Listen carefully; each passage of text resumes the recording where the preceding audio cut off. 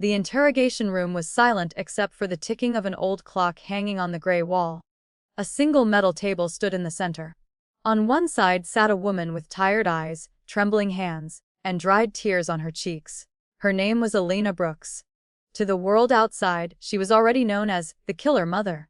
News channels had repeated the headline for 3 straight days. Neighbors refused to speak her name. Social media had already convicted her. No one wanted to know why. Everyone only wanted someone to blame.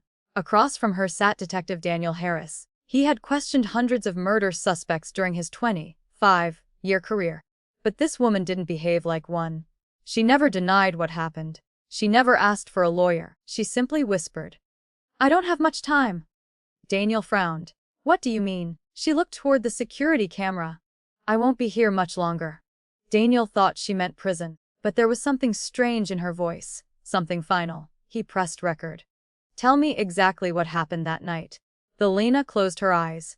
The memories came flooding back. Just 1 week earlier, Elena had been a devoted single mother raising 2 children, 9-year-old Noah, 6-year-old Emma. Life had never been easy. Her husband had disappeared years before, leaving behind debts and unanswered questions. Elena worked 2 jobs. She cleaned offices during the day, waitressed at a diner every evening. She slept barely 4 hours each night, yet every morning she still smiled for her children, because they believed their mother could fix everything. But some problems couldn't be fixed. Noah had been diagnosed with a rare heart condition. Without surgery, doctors estimated he had only months left. The operation cost more money than Elena could ever imagine. Insurance refused to help. Banks rejected every loan application. Charities had exhausted their funding. One by one, every door closed. Until one night, someone knocked. A man wearing an expensive black suit introduced himself. "My employer knows about your son." The Elena felt hope, then fear. What does he want? The stranger smiled. "Only a small favor." The favor sounded simple. She worked nights cleaning a private warehouse. All she had to do was leave one back door unlocked. Nothing else. $20,000. Enough to schedule Noah's surgery. She convinced herself it wasn't stealing. She wasn't hurting anyone. She was only opening a door. One mistake. One desperate decision. That single unlocked door changed everything. Masked men entered. Gunfire echoed. A security guard died. The criminals disappeared. Police arrested Elena within hours. She hadn't fired a weapon. She hadn't planned a murder. But her actions had made the crime possible. The court charged her as an accomplice. The newspapers ignored every detail. They only printed 2 words. "Killer Mother." Detective Harris leaned closer. "You could have told us who hired you." Elena slowly shook her head. "They threatened my children." Daniel paused. "What threat?" She looked at him with empty eyes. "They said if I talked, Noah and Emma would disappear." The detective immediately ordered officers to check on the children. Minutes later, his phone rang. His face turned pale. The children were gone. Their foster home had been broken into less than 30 minutes earlier. No signs of forced entry. Only 2 empty beds. Daniel looked back at Elena. She already knew. "I told you. They never leave witnesses." The interrogation instantly became a rescue mission.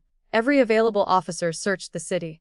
Traffic cameras, phone records, warehouse surveillance.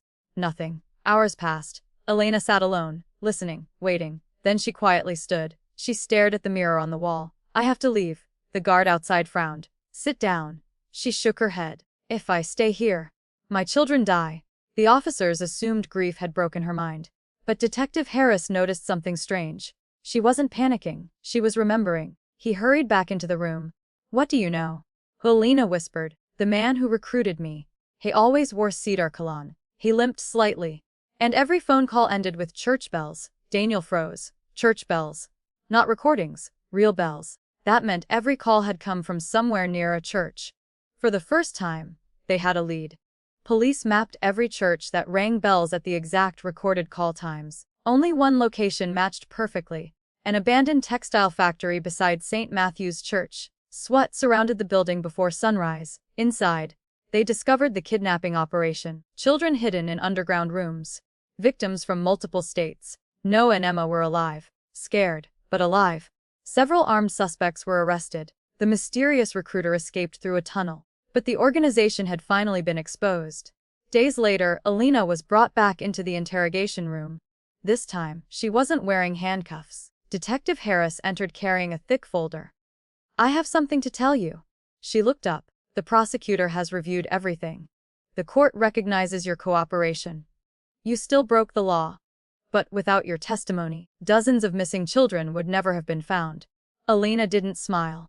She only asked one question. My children. They're safe. Tears rolled silently down her face. For the first time in weeks, she allowed herself to cry. Months later, the courtroom overflowed with reporters. Everyone expected a harsh sentence. Instead, parents of rescued children stood one by one. Each told the judge the same thing. She made a terrible mistake. But she also saved our children. Even the widow of the security guard spoke. My husband believed people deserved second chances. I choose forgiveness. The courtroom fell silent. The judge removed his glasses.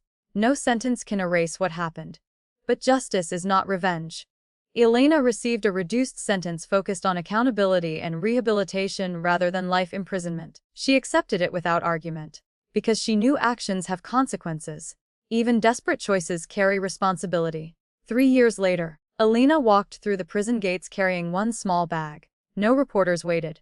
No cameras flashed. Only 2 children stood beside Detective Harris. Noah's surgery had been successful. Emma ran faster than ever. Both rushed into their mother's arms. For a long moment, no one spoke. Detective Harris smiled. You once told me you had to leave the interrogation room. Elena nodded. I wasn't trying to escape. I was trying to save my children before it was too late. She looked at the sky. Sometimes the world judges people by their worst decision, but the full truth is often far more complicated. A single mistake can destroy a life. A single act of courage can begin to rebuild it. And while forgiveness can never erase the past, it can give someone the strength to create a different future.